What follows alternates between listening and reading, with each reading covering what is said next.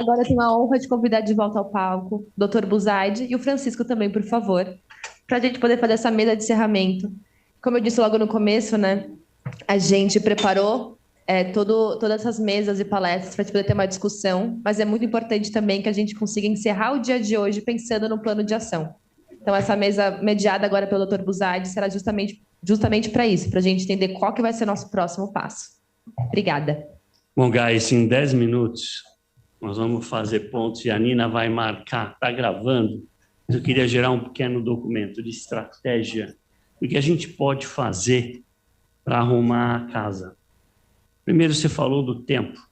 Eu acho que a gente tem que baixar de 300 para 150. E aí eu tenho algumas sugestões. Primeiro, você já me disse que os protocolos de fase 3 internacionais têm COD, que era isso que eu estava brigando com o Príncipe em 98. Esses protocolos têm 30 dias para aprovar. Quer dizer, basta entrar, olhou no sistema, alguém bateu o olho, parece razoável, o estudo já está aberto na Alemanha, na França, nos Estados Unidos. Aqui nós temos que rever calmamente o protocolo. É como se o resto do mundo fosse um bando de retardado. Então, eu acho que a gente precisa ser bem assertivo nisso.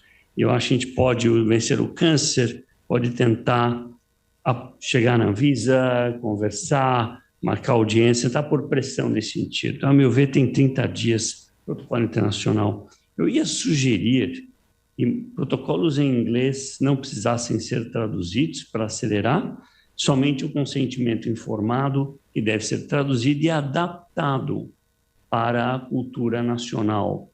A terminologia é um pouquinho diferente, eu conheço bem, eu tenho 13 anos de América, então eu tenho bastante familiaridade com os dois lados.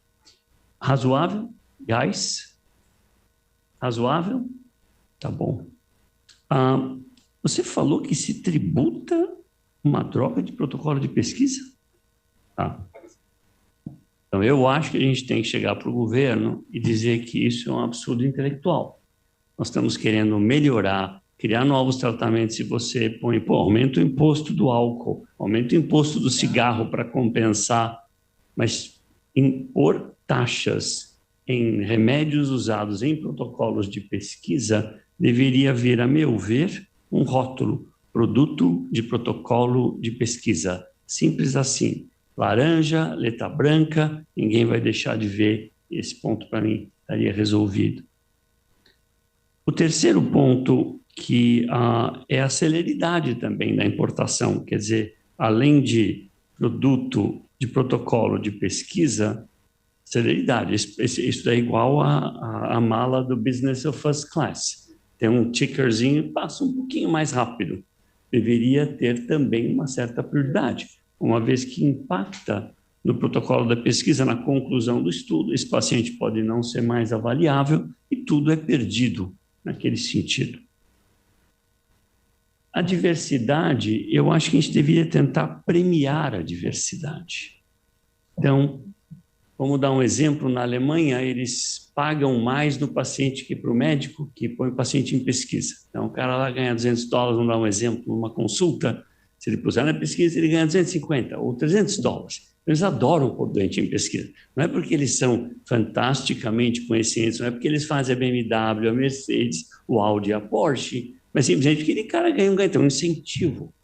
Por que não incentivar pacientes que entram, que são exatamente minorias em estudos clínicos? Então, tem um bônus. O cara, olha, nós damos, esse protocolo paga tanto por paciente recrutado, se for uma dessas categorias, um nativo, um negro, pardo, etc., existe um extra de 20% ou 30%.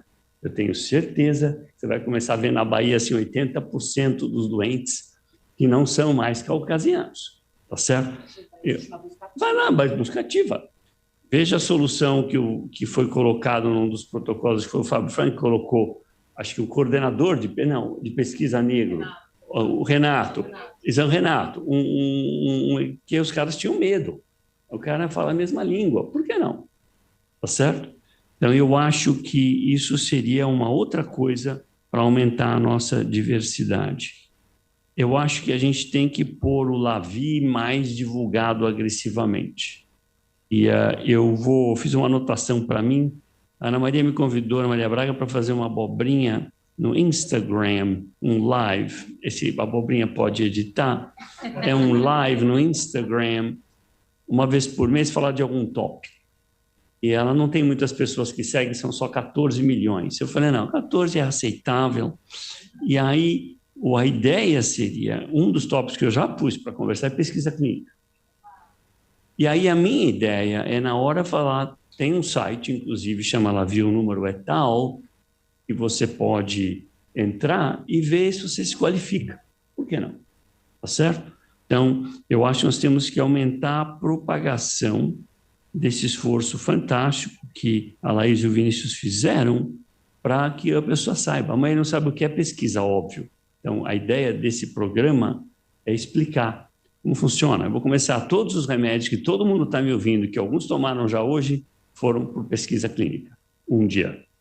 Então, é importante a pesquisa, e é a única maneira de avançar. Então, eu vou fazer um programa nessa linha. Óbvio, terminologia para leigos.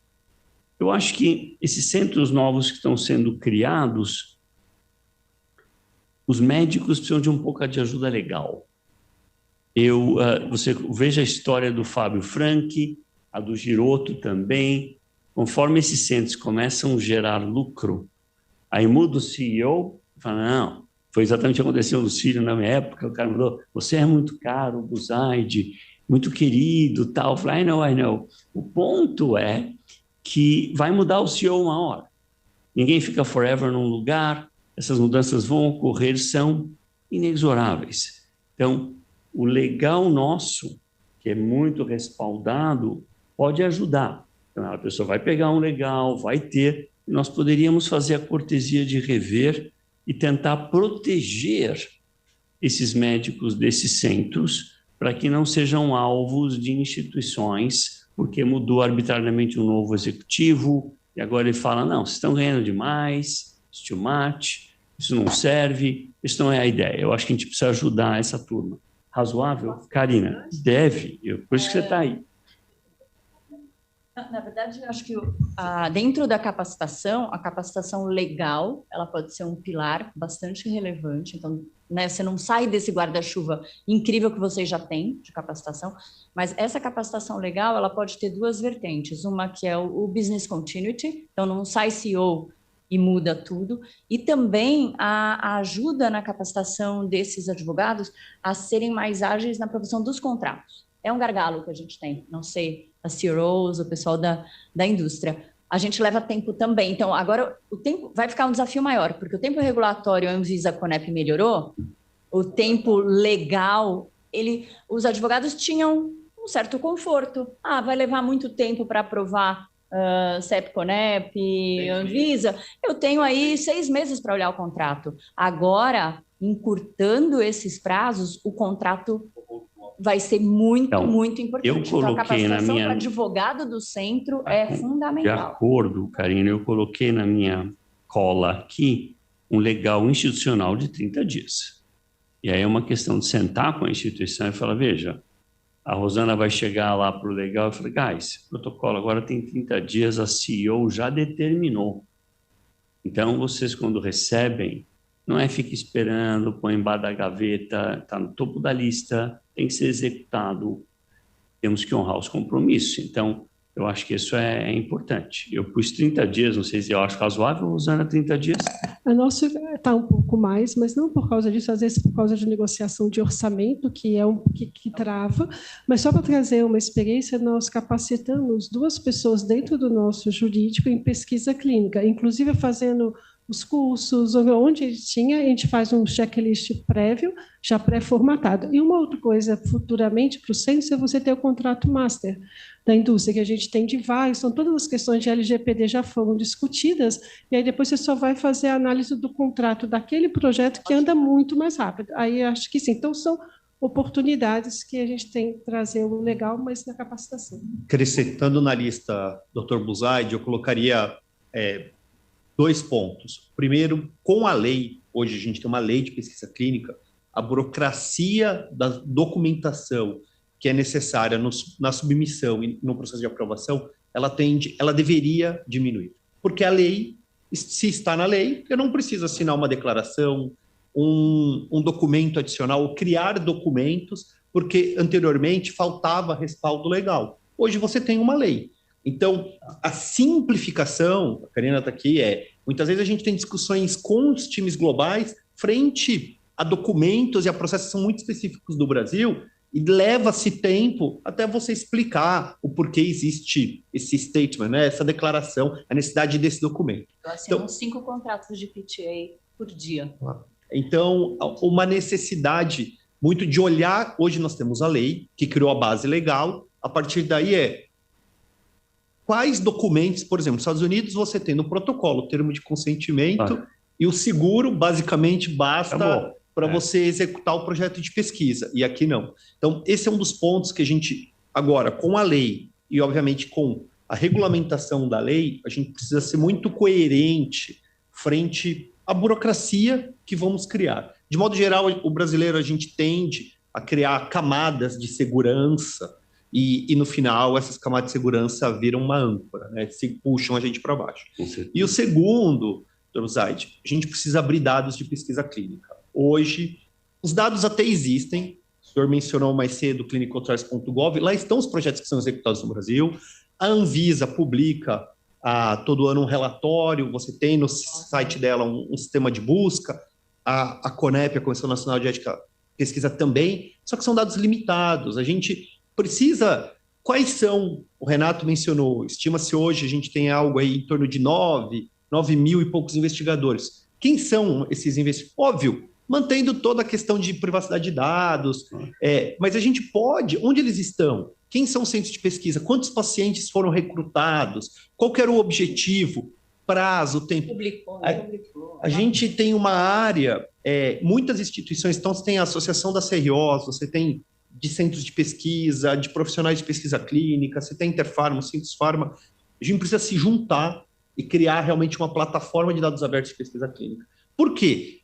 Toda vez que nós vamos, Karina, nós vamos para o global, nós conhecemos o Brasil, mas eles não conhecem. Então, por exemplo, hoje, dado de qualidade, eu uso dado do FDA, de inspeção do FDA no Brasil.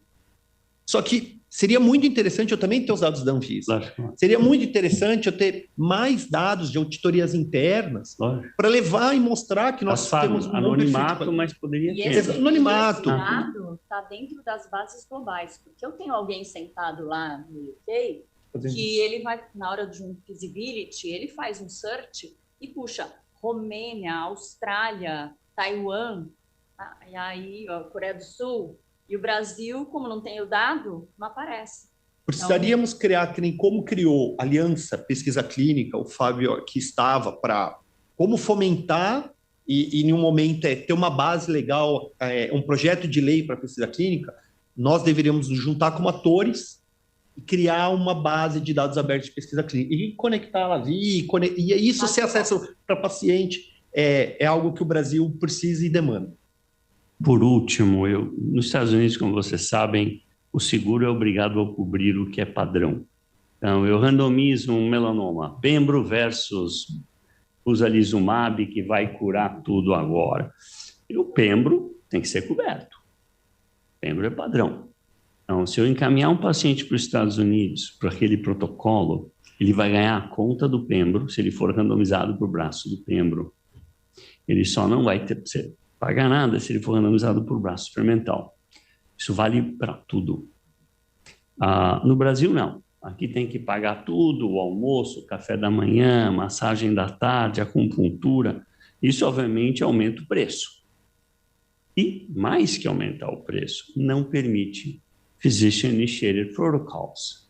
Eu quero bolar um protocolo de pembro mais alguma coisa, ou nivo mais alguma coisa, ou ipinivo mais alguma coisa, uma vacina, eu tenho que pagar o ipinivo, que é absolutamente padrão ouro.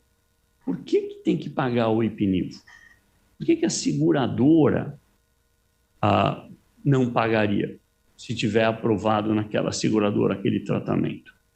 Então, nós quase não temos Physician-Initiated Protocols no Brasil por causa disso. Absolutamente, em grande parte, por causa disso. Porque a conta vai ficar absurda. Nós estávamos fazendo uma análise, Maluf e eu, sobre uma ideia de um protocolo baixando dose de checkpoint inhibitors, 200 milhões o estudo fica. Por causa, óbvio, da molécula de alta dose de altíssimo custo. Então, isso eu acho que tem que se começar a conversar. É lógico que o lobby das seguradoras vão ficar contra nós aqui, a gente entende bem. O próprio governo, se o SUS fornece o tratamento padrão, poderia ser um problema. Seguradoras mais malignas têm até abordado, acabamos de fazer um acordo com uma delas. E óbvio que ela prefere não pagar um checkpoint se eu puder pôr o paciente em um estudo que tem checkpoint, onde tudo é coberto. Já era para ter mandado a while back, tá certo? Óbvio, tem sim, óbvio. Você quer mais óbvio? Alguém paga a conta, cuida melhor do seu paciente, ainda você dá uma impressão de altruísta. Guys, já era para ter acontecido 20 anos atrás, certo? E aí temos uma maligna que é relutante. Está com medo que o cara conheça a medicina boa demais, depois, na hora de voltar, vai processar. Imagina onde vai a criatividade humana. Mas o ponto é que eu acho que esse ponto vale a pena rediscutir. Eu nunca consegui fazer um physician initiated trial no Brasil por causa da cobertura, obviamente, do braço padrão.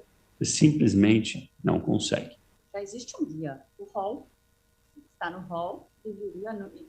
Braço controle. Tá não, hall, eu entendo. já é um caminho. Você sabe que eu tendo a chamar hall da ANS de hell da ANS. Eu digo que foi... Eu falei errado e peço desculpas e corrijo.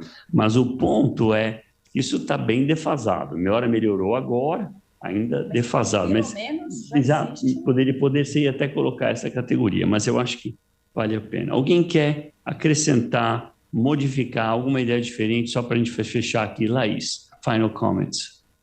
Alô? Então, por mais que existam as ferramentas, tem o paciente que precisa ser educado, mas às vezes nós mesmos somos relutantes em usar alguma ferramenta nova quando chega dentro de casa, quando chega dentro da instituição, quando chega dentro dos centros de pesquisa.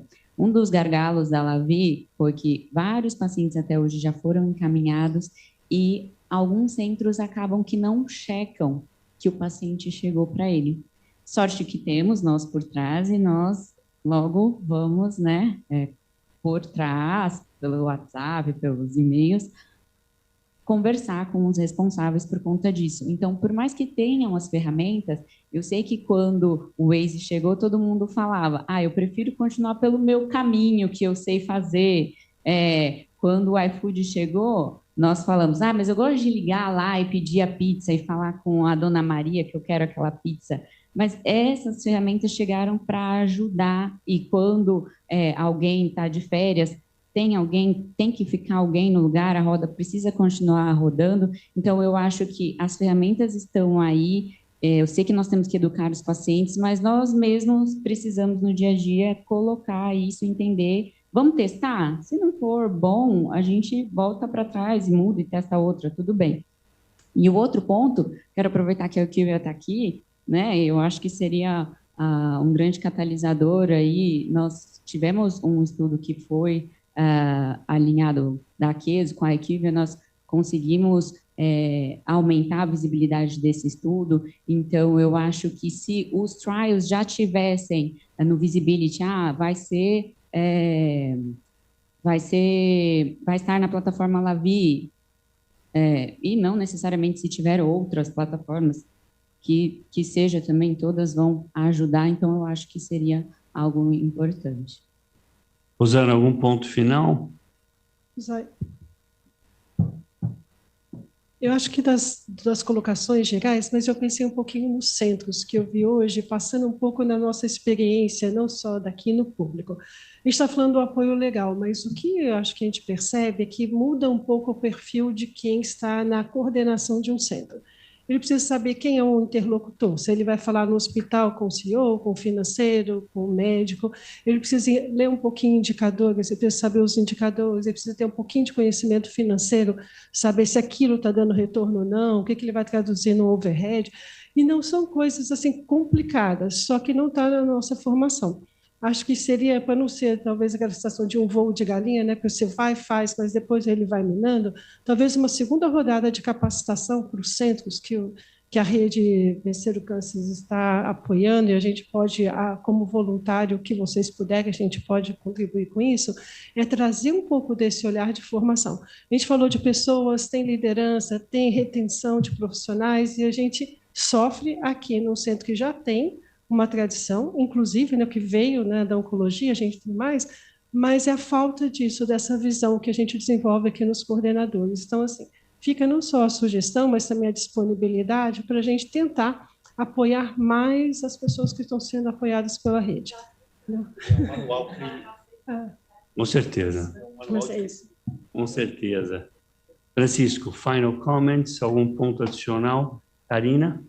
Slide, uma lista pragmática de plano de ação, com indicadores claros, então redução de prazo, né? Muito pragmático. É um wish list, é Christmas Perfeito, spirit. mas eu Vamos brigar pelo presente de Natal. Mas tem muita coisa que é muito direta e pragmática, né? Sem ficar filosofando muito.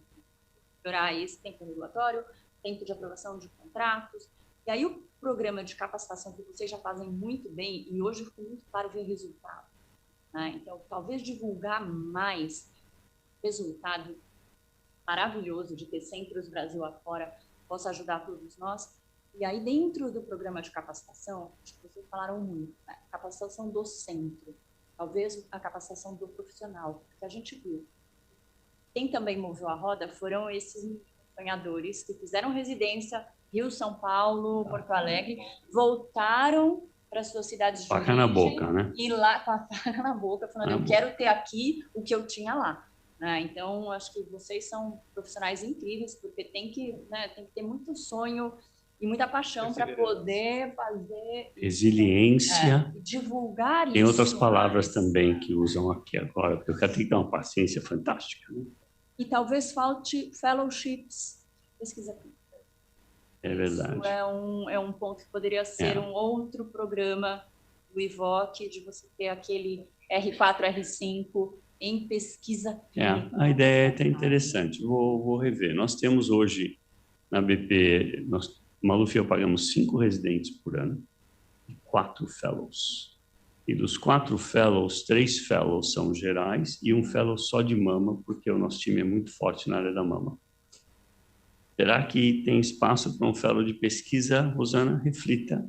Se tiver, a ideia da Karina é boa. E uma dinâmica. Karina, de todo jeito, o fellow ele acaba sendo restrito a 1, 2 pessoas por causa de financiamento, mas não é uma ideia ao contrário, é como os fellows. Mas acho que a gente consegue fazer isso, ampliar. E só para aproveitar o tema do relatório, eu estava pensando aqui igual no relatório ANAP, né, dos hospitais privados. Já tem uma tradição, sai número, talvez o nosso relatório seja um relatório de pesquisa clínica ao molde ANAP, para que a gente tenha essa participação. Bom, eu acho que a gente findou aqui, guys, fantástico. Obrigado pela paciência hoje.